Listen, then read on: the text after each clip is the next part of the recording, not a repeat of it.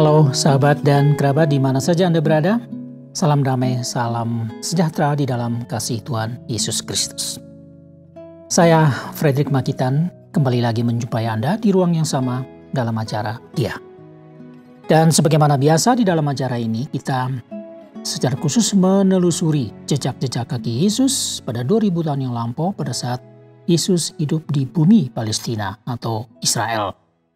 Dan dari peristiwa-peristiwa di mana Yesus melayani, kita akan coba mengikutinya, menyimaknya, dan terutama untuk mendengarkan apa saja perkataan Yesus yang keluar dari mulut Yesus sendiri. Karena perkataan Yesus adalah perkataan hidup yang kekal, yang berlangsung sepanjang zaman. Nah, pada hari ini, pada episode kali ini, kita sebenarnya masih berada pada satu peristiwa besar yang terjadi di salah satu bukit di Galilea. Dan peristiwa itu adalah Yesus berkhotbah kepada sejumlah besar audiens yang terus-menerus mengikuti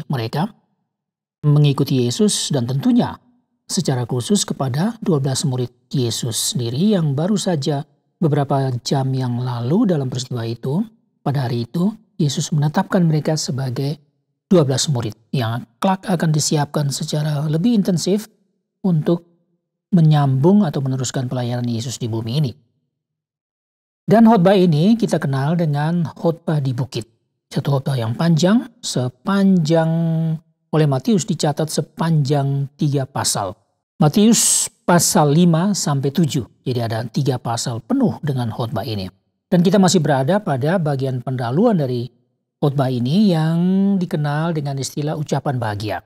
Nah, sudah ada 7 ucapan bahagia yang kita bahas, kita simak, kita bahas, kita renungkan dalam 7 episode yang lalu. Dan kita sekarang berada pada episode ini kita akan membahas ucapan bahagia yang ke-8. Yang itu terdapat pada Matius pasal 5 ayat yang ke-10. Yang bunyinya adalah berbahagialah orang yang dianiaya oleh sebab kebenaran, karena merekalah yang empunya kerajaan surga.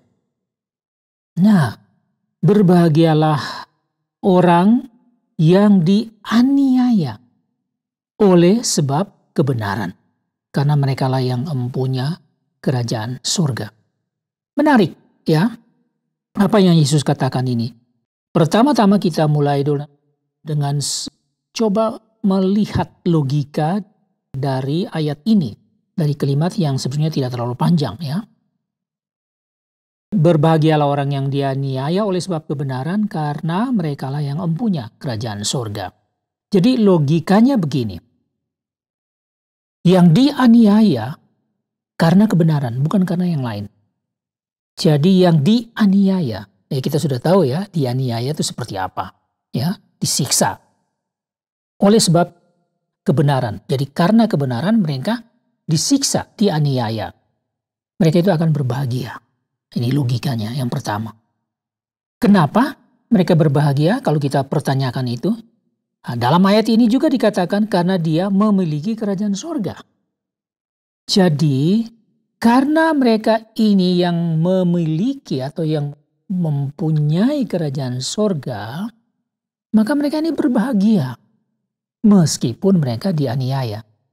Nah, jadi memiliki kerajaan surga memang ada konsekuensinya. Jadi karena memiliki kerajaan surga, mereka akan berbahagia. Tetapi memiliki kerajaan surga ada konsekuensinya.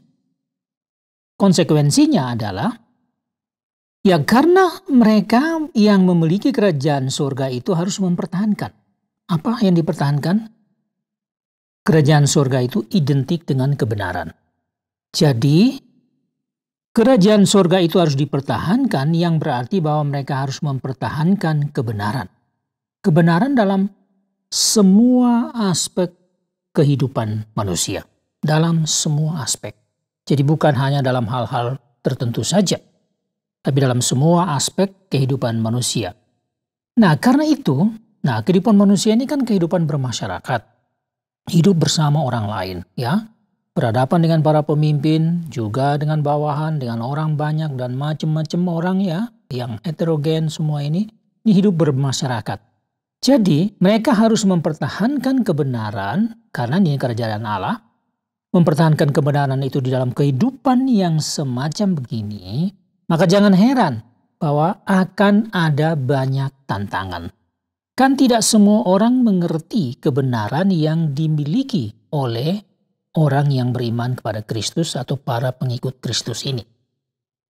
Tidak semua orang punya kebenaran yang sama seperti yang dimiliki oleh para pengikut Kristus ini.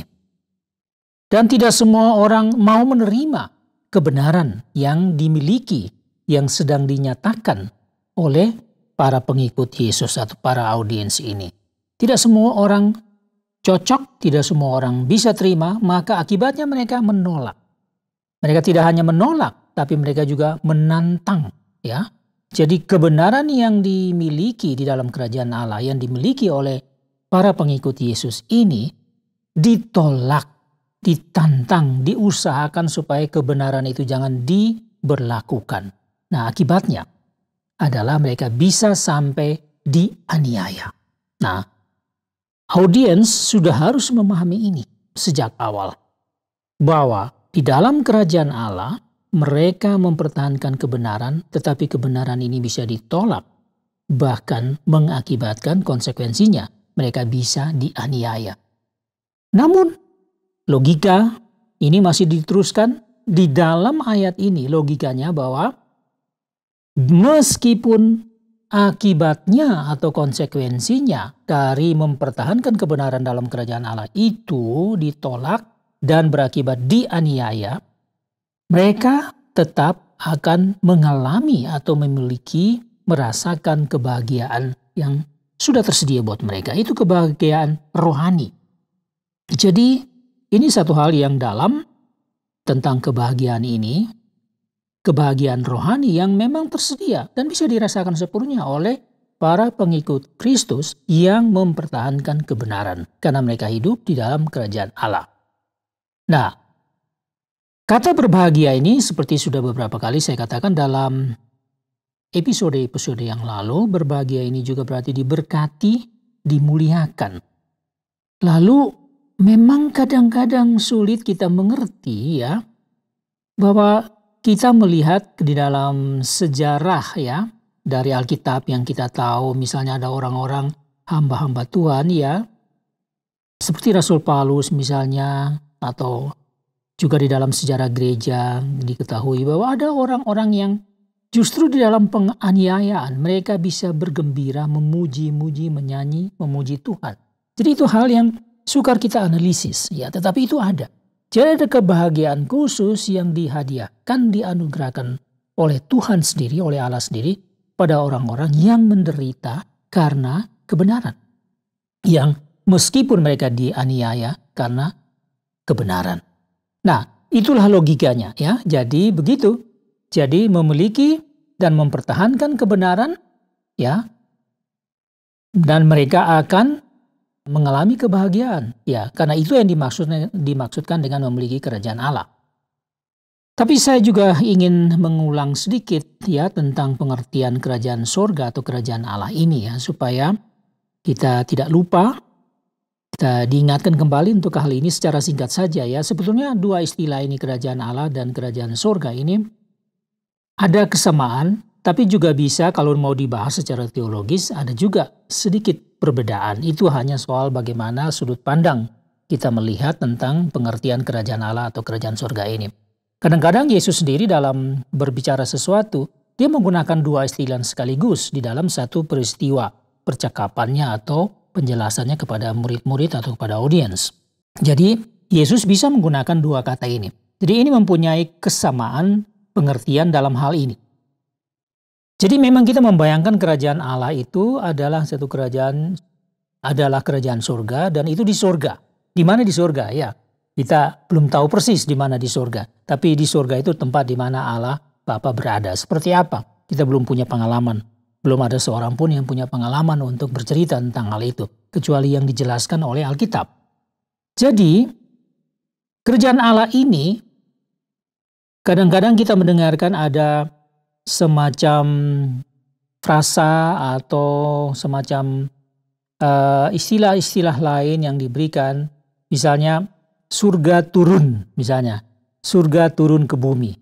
Jadi ini bisa kita membayangkan bahwa kerajaan Allah di mana diperintah oleh Allah sendiri, yang pasti serba suci, kudus, meriah, dan tidak bisa digambarkan bagaimana enaknya, bagusnya, mulianya, bahagianya itu turun ke bumi, jadi dihadirkan di bumi ini, padahal bumi ini sedang dalam keadaan begitu kacau oleh karena dosa manusia. Nah, jadi kerajaan Allah yang seperti inilah mau dihadirkan oleh Yesus di bumi ini. Jadi ini satu kerajaan yang bersifat rohani, tapi bukan satu impian, melainkan sesuatu yang nanti nyata di dalam kehidupan yang secara fisik, secara praktis ada di dalam dunia ini, dalam sebuah aspek. Jadi misalnya, kita bisa menghadirkan kerajaan Allah, sifat-sifat kerajaan Allah, dan karakteristik kerajaan Allah itu, tanda-tanda kerajaan Allah itu di dalam kehidupan, misalnya dalam berbisnis, di dalam mengerjakan pekerjaan-pekerjaan harian lainnya, bertani, beternak, atau industri lainnya, atau juga di dalam politik, di dalam ekonomi, di dalam semua pergaulan sosial, di kantor-kantor, di mana saja. Kerajaan Allah yang rohani itu bisa dihadirkan di sana. Jadi itu seperti itu ringkasnya begitu. Nah, kemudian raja kerajaan surga atau raja kerajaan Allah itu siapa? Ya, Yesus sendiri yang sekarang menyatakan dirinya, inilah aku. Jadi dia datang, itu Allah yang istilah teologisnya ya, dia Yesus Kristus ini adalah anak tunggal Allah. Jadi dia istilah anak tunggal Allah, anak tunggal atau anak Allah, itu bukan istilah biologis, itu adalah istilah teologis. Jadi jangan kita berpikir seperti Allah itu melahirkan dan sebagainya, tidak seperti itu. Tapi Allah yang hadir dalam rupa seorang manusia, yaitu Kristus, yang lahir dari rahim seorang manusia, tapi dia datang dari Roh Kudus ya. Dari Roh Kudus yang jadi Maria mengandung Roh Kudus ya. Dan Roh Kudus itulah ini yang disebut sebagai penjelmaan menjadi manusia ya. Bahasa manusia tidak cukup untuk menjelaskan hal ini. Jadi kita tidak usah terlalu capek untuk memikirkan hal itu. Nah, jadi raja kerajaan surga atau kerajaan Allah itu adalah Yesus Kristus sendiri yang adalah anak tunggal Allah yang sekarang berada di hadapan, entah duduk atau berdiri, sedang berhadapan dengan mereka dan mengajarkan di dalam khotbah di bukit ini. Kemudian, istilah kebenaran. Kita sudah tahu bahwa kebenaran yang dimaksudnya adalah kebenaran yang berasal dari Allah. Bukan kebenaran menurut kriteria manusia. Bukan kebenaran sekadar karena tidak berbuat kesalahan. Bukan kebenaran karena melakukan sesuatu yang disetujui oleh orang lain, yang merupakan opini bersama. Bukan itu yang dimaksud. Tapi kebenaran ini adalah sifat Allah yang mau ditransfer, mau diperlihatkan di dalam kehidupan ini. Jadi itulah kebenarannya. Allah itu kudus, Allah itu suci, ya itu saja. Allah itu kasih. Dan kebenaran adalah hal-hal yang berasal dari Allah yang mau diterapkan di dalam kehidupan secara fisik ini, dalam pergaulan atau kehidupan sosial ini. Jadi itu kebenaran yang berasal dari Allah ya. Jadi bukan karena satu perbuatan menurut moralitas manusia. Walaupun ada dampaknya di situ. Ada bayangannya di situ. Jadi memang berbuat hal-hal yang benar itu juga adalah kebenaran. Tapi menurut ukuran atau kriteria dari Allah sendiri yang ditunjukkan melalui pribadi Yesus Kristus yang sedang berdiri atau duduk di depan mereka di dalam khotbah di bukit ini. Kemudian ada pengertian lain ya, kalau soal kita bicara soal dianiaya ya. Jadi kebenaran ini juga selalu mendapat tantangan, saya sudah singgung sedikit tadi, kebenaran ini mendapatkan tantangan. Dalam menghadirkan kerajaan Allah di bumi ini tidak mungkin tidak ada tantangan. Karena manusia ini juga penuh dengan kejahatan, hidup ini penuh dengan kejahatan. Dan kejahatan tentu saja tidak suka kepada kebenaran. Kejahatan akan begitu resisten dan dia juga menolak, bahkan menantang kalau ada kebenaran masuk. Sama dengan ada terang dan bagaimana akan kelihatan semua kejahatan, maka mau tidak mau mereka akan bersifat menolak. Jadi tantangan ini ada. Dan tantangan inilah yang bisa sampai kepada satu penganiayaan. Ya, bisa terjadi bahkan lebih dari itu, yaitu bisa saja hidup seseorang diakhiri oleh karena tantangan ini atau oleh karena orang menolak kebenaran itu. Dan terakhir istilah berbahagia sudah saya singgung tadi, yang berarti diberkati juga, dimuliakan juga, dan kebahagiaan ini adalah kebahagiaan batin yang dianugerahkan oleh Tuhan yang kadang-kadang masih sulit bagi kita untuk mengertinya. Nah, sebagai kesimpulan dan pesan, kita ingat bahwa tujuan Yesus dalam berkhotbah ini adalah agar audiens yang sudah berada pada satu tahap kehidupan beriman, ya. Jadi mereka ini kan sudah mengikuti Yesus, apalagi 12 murid Yesus, ya. Ditambah lagi orang-orang lain yang datang dari berbagai tempat. Pada dasarnya mereka ini sudah mengenal siapa Yesus, ya. Mereka ikuti, mungkin sebagian dari mereka juga mengalami kesembuhan oleh karena mujizat yang dibuat oleh Yesus. Ada juga yang mengalami roh-roh jahat yang diusir dari hidup mereka oleh karena kuasa Yesus dan sebagainya. Jadi mereka ini pada satu tahap tertentu mereka sudah memiliki iman itu. Sekarang yang Tuhan mau di dalam khotbah di bukit ini, supaya mereka komit kepada kebenaran yang mereka sudah tahu. Juga konsisten untuk menghadirkan kerajaan Allah itu di bumi ini, di dalam kehidupan mereka sehari-hari. Yang kedua, bahwa tujuan Yesus juga supaya mereka komit dan konsisten melakukan kebenaran yang dari Allah yang seperti saya jelaskan tadi. Dalam situasi apapun, di mana saja, kapan saja. Mereka selalu harus hidup di dalam kebenaran, mempertahankan kebenaran itu. Dan yang terakhir, mereka komit dan konsisten mengikuti Yesus. Nah, ini yang penting. Karena Yesus adalah raja dari kerajaan Allah itu. Raja dari kerajaan surga itu. Mereka harus komit dan konsisten mengikut Dia.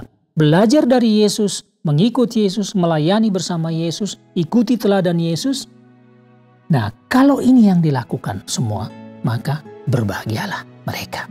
Demikianlah berita untuk kita, pesan untuk kita pada episode kali ini.